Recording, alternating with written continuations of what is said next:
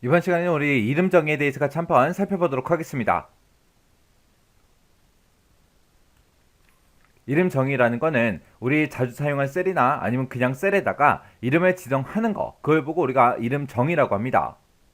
그래서 얘는 이제 수식이나 함수에서 우리가 주소 대신에, 셀 주소 대신에 그 이름을 참조해서 사용할 수 있는 게 우리 이름 정의요. 자, 그럼 이제 이름 정의 한번 우리 엑셀을 통해서 같이 한번 보고, 그리고 이 내용 좀 보자고요.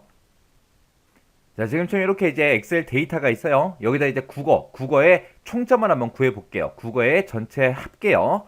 그때 이제 는이라고 쓰고 우리가 썸이라고 우리가 이제 함수 이름을 써주면 되겠죠. 썸이라고 쓰고 가로 열어주고요. 국어 점수가 들어있는 이 범위를 싹 다 범위 지정해주고, 그리고 나서 이제 가로 닫고 엔터를 누르게 되면 지금처럼 이렇게 이제 합계가 구해집니다. 그때 이제 수식 입력실을 보니까 수식이 지금처럼 이렇게 이제 작성이 돼 있어요.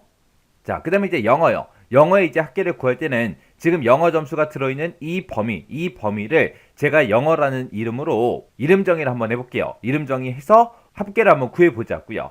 그러면 그때 이 곳을 보고 우리가 수식 입력줄이라고 부르죠. 그 앞에 이 부분을 보고 우리가 이름 상자라고 그렇게 불러요. 그러면 우리가 이 범위, 요만큼 이제 범위 지정해주고 우리 이름 상자에 가서 여기다가 이제 이름을 우리가 직접 써주면 됩니다. 자, 영어라고 이렇게 써주고 엔터를 땅 하고 누르게 되면 지금 이제 이름 정의가 끝난 거예요. 이름 정의하는 거 되게 쉽죠? 그냥 이름 상자에다가 우리가 이름을 쓰고 엔터를 누르면 된다. 그것만 이제 기억하시면 돼요. 그리고 나서 이제 여기다가 우리가 이제 합계를 구할 때 썸이라고 일단 써야죠. 썸이라고 쓰고 가로 열어주고요. 여기다가 이제 영어하고 이렇게만 써주면 끝이에요. 그리고 나서 이제 엔터를 땅 하고 누르게 되면 지금처럼 영어의 합계가 이제 계산이 됩니다. 그때도 우리 수식 입력줄에 봤을 때 입력된 수식에 셀 주소가 있다 없다? 없다. 없이 그냥 영어라는 이름으로 이만큼의 범위를 우리가 이름 정의했기 때문에 지금처럼 영어라고 우리가 직접 써주면 되더라. 이렇게 쓰게 되면 이제 다른 사람들이 이 수식을 봤을 때 영어 점수가 이제 합계를 구한 거구나. 그렇게 이제 쉽게 알아볼 수 있겠죠. 근데 국어 점수의 합계를 구한 거 보면은 지금처럼 이렇게 이제 셀 주소가 들어있기 때문에 이 B의 2번부터 B의 5번 그 영역에 뭐가 들어있지, 그리고 우리가 봐야 된다고요. 그래서 우리가 이렇게 이제 이름 정의를 해놓고 우리가 이제 수식이 됐든 함수가 됐든 그런 곳에서 참조 범위를 쉽게 우리가 지정할 수 있는 거죠. 그래서 영어다 그러면 무조건 이 범위잖아요. 그렇게 해서 이제 함수가 됐든 수식이 됐든 그런 의미를 좀 더 이제 명확하게 사람들이 쉽게 파악할 수 있는 거고요. 그리고 영어 범위다 그러면 무조건 이 범위죠. 이 범위.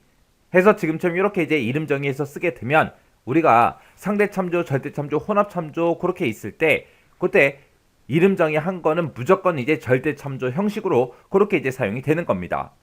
그리고 지금 여기 이름 상자 부분 있죠? 이 상자에 가서 우리가 이제 클릭을 하게 되면 내가 정의한 그 이름들이 나와요. 그럼 여기서 이제 영어라는 거 요거 이제 클릭하게 되면 그 영어의 범위가 짜잔하고 이렇게 잡힙니다. 그리고 국어도 한번 잡아볼게요. 국어도 요만큼 이제 범위 잡아놓고 여기다 이제 국어라고 이름 정의 한번 해보자고요. 그리고 나서 이제 요 이름 상자 부분을 클릭하게 되면 내가 이름 정의한 것들이 이렇게 이제 표시가 된다고요. 그럼 내가 여기서 영어를 선택하면 영어 그 범위가 지정이 되는 거고, 국어를 클릭하게 되면 국어의 범위가 이렇게 이제 자동으로 범위가 설정이 됩니다. 요런 게 이제 이름 정의하는 거다. 그거 이제 기억하시면 돼요. 자, 그럼 이제 해당 내용 좀 보자고요. 그래서 우리가 이제 이름 정의에서 사용하게 되면 그 정의된 이름을 우리가 이제 수식이 됐든 함수가 됐든 그런 데서 이제 참조 범위를 쉽게 지정할 수도 있고요. 그리고 수식이 됐든 함수가 됐든 이런 식의 의미를 좀 더 명확하게 사용자가 이제 알 수 있겠죠. 그리고 정의된 그 이름은 참조를 할 때 어떻게 참조한다? 절대 참조 방식으로 사용이 되더라. 그리고 이제 이름 상자에 화살표 단추를 우리가 클릭하게 되면 정의된 이름들이 나오고, 그 중에서 이제 하나를 클릭하게 되면 해당 셀 또는 해당 범위가 이제 선택이 자동으로 되더라. 그때 이제 이름 정의하는 방법은 우리가 이름 정의할 그 영역을 먼저 선택을 해야죠. 영역을 선택해 놓고 우리가 이름 상자에서 내가 정의할 그 이름을 직접 입력하고 엔터를 눌러주면 되죠. 아까는 제가 그렇게 해서 우리가 이름 정의한 거고, 또 다른 방법이 이제 메뉴 찾아가는 방법이요. 우리가 이제 수식을 찾아가게 되면 정의된 이름이라고 있고 거기서 이제 이름 정의 얘를 이제 클릭한 다음에 그때 이제 표시되는 그 대화 상자에서 우리가 이제 이름을 지정해 주면 됩니다. 그래서 이름 정의하는 방법이 지금처럼 이렇게 이제 두 가지가 있어요. 그래서 우리가 메뉴를 찾아갈 때는 이제 수식이라는 요 메뉴에 찾아가게 되면 정의된 이름이라는 그 그룹이 있고요. 거기서 이제 이름 정의하고 있죠. 얘를 이제 클릭해서 우리가 이름 정의를 할 수가 있습니다. 여기 보게 되면 이제 이름 정의하고 있죠. 요거 이제 클릭해도 되는 거고요. 아니면 우리가 이름 관리자 얘를 이제 클릭하게 되면 우리가 이제 이름 정의한 것도 싹 다 이제 보여주고 여기서 이제 이름도 정의할 수 있게 새로 만들기도 있고 있습니다. 그리고 이곳에서 내가 정의한 이름들을 편집도 할 수 있고 삭제도 할 수 있어요. 그래서 우리가 메뉴 찾아갈 때는 수식이라는 이 메뉴에 찾아가서 정의된 이름이라는 그 그룹에서 이름 정의를 클릭하거나 아니면 이름 관리자 이곳에 들어와서 우리가 이름을 정의할 수 있더라. 이름 관리자에서 할 수 있는 것보다 이름도 만들 수 있고 편집도 하고 삭제도 하고 할 수 있더라. 그 내용 잘 기억하고 지나가시기 바랍니다. 우리가 이제 이름 정의에서 이제 사용을 할 때 그때 이제 이름을 작성하는 그 규칙이요. 자, 첫 번째 글자는 반드시 이제 문자여야 돼요. 한글이 됐든 영어가 됐든 반드시 문자로 시작을 해야 되고 문자 아니면 밑줄이 됐든 역슬래시가 됐든 이런 걸로 이제 시작을 해도 됩니다. 해서 첫 번째 글자는 무조건 문자이거나 아니면 밑줄이거나 아니면 역슬래시 요 세 개 중에 하나로 시작을 해야 되더라. 그리고 이름에는 중간에 이제 공백을 사용할 수 있다 없다 없다 공백은 사용이 불가능하다. 요거 정확하게 기억하셔야 되고요. 그 다음에 이제 영문 같은 경우에는 대문자 소문자가 있죠. 그때 이제 대소문자는 구분하지 않아요. 대소문자 구분 안 하고 최대 우리가 255자까지 그렇게 이제 이름 지정할 수 있습니다. 그리고 같은 통합 문서 내에서는 동일한 이름을 중복하여 사용할 수 있다 없더라.